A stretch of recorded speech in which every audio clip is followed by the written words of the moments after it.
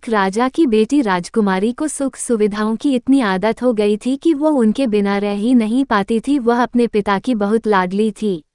वह बड़ी हुई तो उसके पिता उसके लिए एक अच्छा वर ढूंढने लगे। एक दिन एक युवक राजा के पास आया। उसने राजा से राजकुमारी का हाथ मांगा। राजा ने बहुत देर तक उस युवक से बात की। उसके बाद वह उस युवक से राजकुमारी का विवाह करने के लिए तैयार हो गए। लेकिन जब राजकुमारी को पता चला कि जिस युवक से उसका विवाह होने वाला है वह कोई राजा या राजकुमार नहीं है तो उसने विवाह करने से मना कर दिया।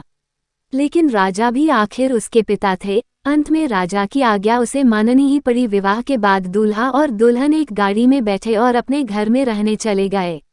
उनकी गाड़ी सुअरों के एक बाड़े के आगे रुका। वही एक झोपड़ी भी थी। युवक ने कहा, हमारा घर आ गया है, आओ अंदर चलें। राजकुमारी को ये देखकर बेहद आश्चर्य हुआ कि उसके पिता ने उसका विवाह एक सुआ पालने वाले से कैसे कर दिया। लेकिन वह अब कुछ भी नहीं कर सकती थी। उसके पति ने उससे कहा, अब यही तुम्हारा घर है, कल से तुम मेरे काम में मेरी मदद करना। राजकुमारी को ये सोचकर भी घिन आती थी कि उसके चारों ओर सुआ घूम रहे हैं जबकि उसका पति आराम से वहां रह रहा था। धीरे धीरे राजकुमारी को सुअरों के बीच रहने की आदत पड़ने लगी। वह अपने पति की मदद भी करने लगी। कुछ महीने बीत गए। अब तक राजकुमारी घर का सारा काम अपने आप करना सीख गई थी, बल्कि उसे ये सब करने में मजा आने लगा था। एक दिन अचानक उसका पति उससे बिना कुछ कहे कहीं चला गया। काफी देर तक वह वापस ही नहीं आया। फिर वहां एक बग्घी आई। देखने में ये किसी राजा की बग्घी लग रही थी। बग्घी के कोचवान ने राजकुमारी से कहा, आपको हमारे राजा साहब ने बुलाया है, आइए मेरे साथ चलिए। अब वो कोई राजकुमारी नहीं बल्कि एक साधारण सुआ वाली थी। वो ये सोचकर डर रही थी कि राजा ने उसे क्यों बुलाया है।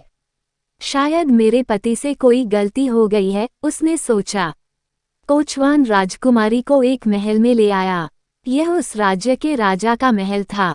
उसे राजा के सामने बुलाया गया। उसे समझ नहीं आ रहा था कि उससे क्या भूल हो गई है। उसने हिम्मत करके राजा की ओर देखा। वह पूछने ही वाली थी कि उसे यहाँ क्यों बुलाया गया है, तभी उसे लगा कि उसने राजा को पहले कहीं देखा है। ध्यान से देखने पर उसे पता चला कि सामने राज सिंहासन पर और कोई नहीं बल्कि उसका पति था।